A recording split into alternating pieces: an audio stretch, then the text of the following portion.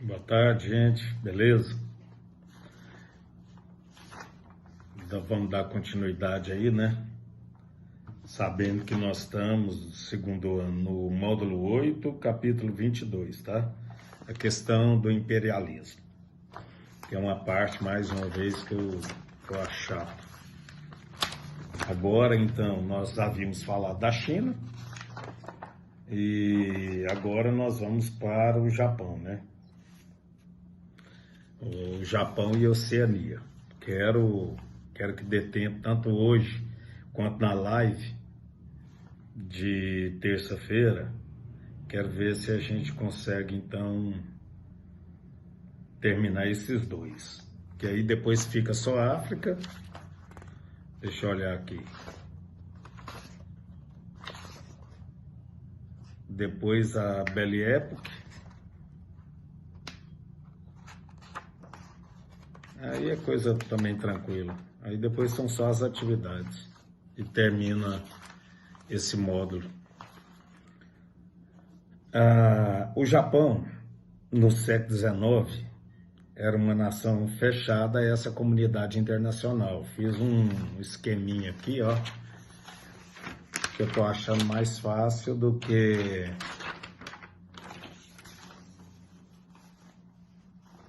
o livro. Aí também até da live de terça-feira a gente tem condições de falar sobre o assunto com mais tranquilidade. Então, o Japão, no século XIX, ele era fechado a essa comunidade internacionais.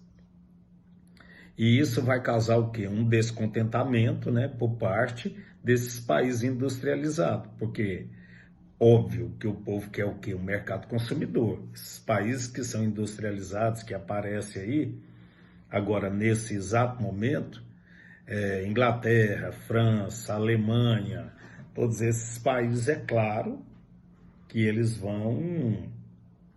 não vão aceitar, e isso vai causar um descontentamento.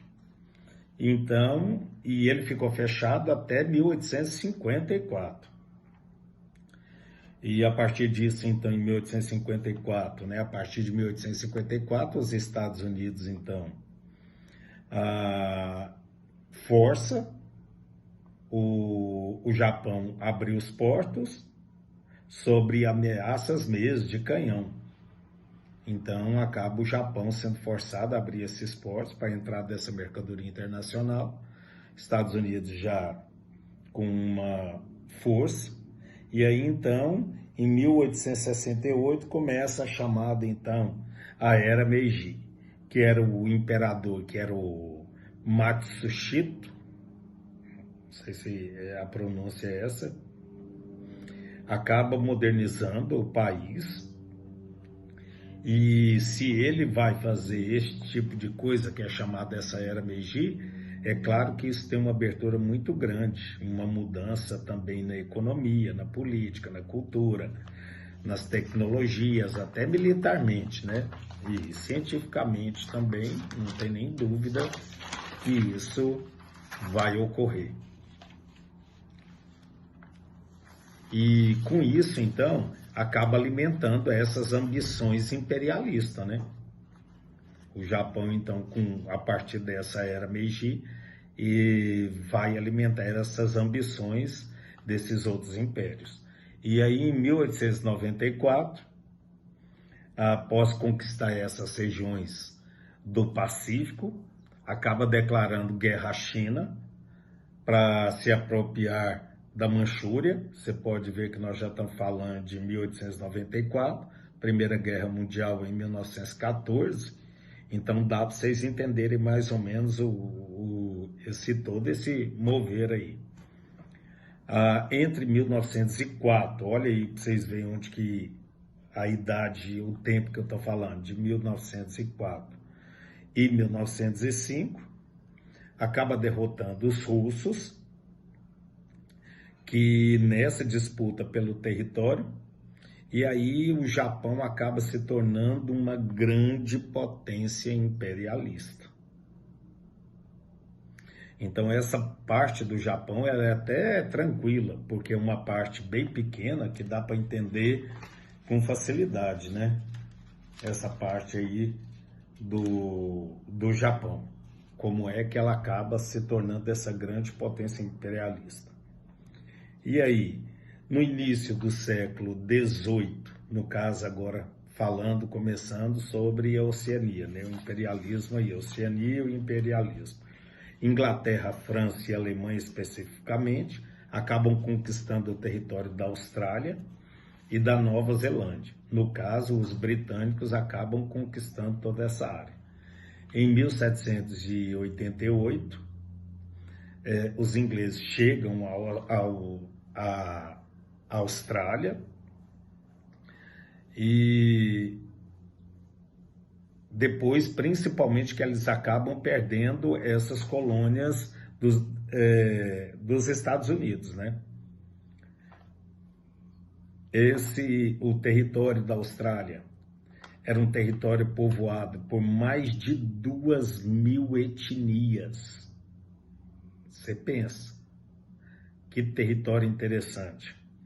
E aí, então, os ingleses, diante de tanta mistura étnica, eles acabam falando que isso, então, era uma terra de ninguém. E eram habitantes aborígenes, e o que é isso? Habitantes nativos de um território cuja origem é desconhecida. Eram caçadores, nômades e, claro, mais uma vez, aquela velha história do colonialismo. Eles vão dizer, então, que são homens, são territórios habitados por indivíduos primitivos. A Europa, então, continua, né,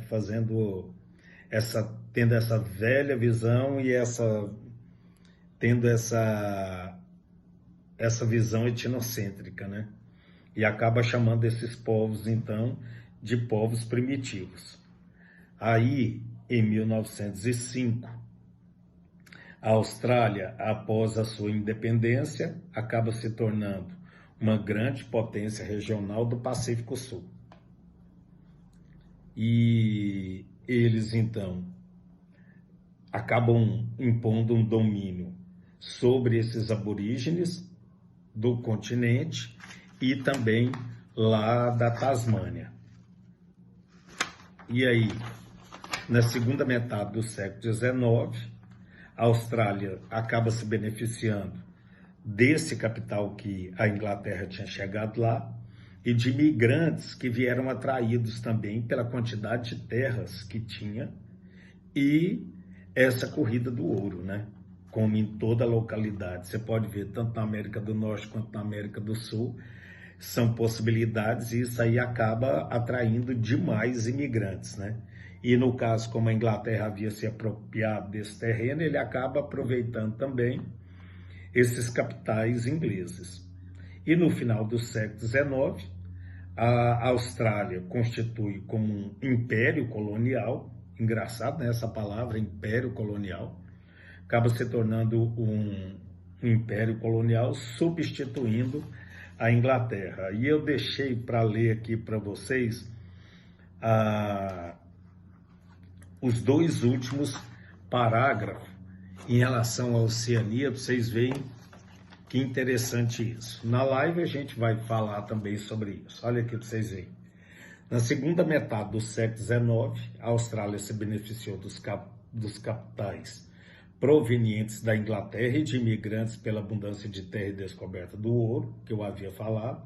No final do século XIX, a Austrália começou a se constituir como império colonial local, substituindo a Inglaterra. Em 1906, conquistou a Papua. Em 1914, então olha aqui, a Austrália começou a constituir um império colonial local, substituindo a Inglaterra. Em 1906, conquistou a Papua. Em 1914, a Nova Guiné. E posteriormente, Salomão, Novas Hébridas, que é a atual Vanuatu, que se tornou independente em 1980. E aí, então, o que vai acontecer? grandes empresas ligadas aos bancos financiaram o imperialismo australiano, como a Companhia Colonial Sugar Refining, que desde 1900 detinha o controle da indústria açucareira na Austrália e na Nova Zelândia, além das Ilhas Fiji. Ainda no século XIX, as ilhas da Melanésia se tornaram zonas de recrutamento de mão de obra semi-escrava para a plantação, então, do açúcar, de Ken Island e de café na Nova Guiné. E é muito interessante se nós começarmos a pegar assim, se a gente pegar o colonialismo dessas regiões com as regiões igual aqui da América do Sul, é muito diferente. Até esse neocolonialismo é muito diferente. A maneira com que eles saem, a maneira com que eles acabam se tornando potências tão mais rápido, né? E aí então vai ficar imperialismo na África, que depois a gente vai citar a Conferência de Berlim, se alguém já quiser ir olhando isso. Depois a divisão do continente africano, que é um grande problema, a África também, né? E ainda assim, depois a resistência africana diante disso, que não é difícil, porque aí tem muitos filmes, seriados, tem um monte de coisa que fala sobre isso.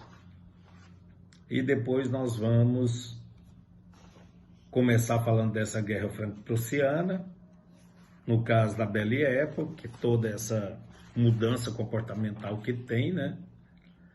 E as inovações no campo da ciência e tecnologia das artes. E as artes eu não vou falar muito, porque a Kellen deve estar falando. Isso vocês já viram demais, né?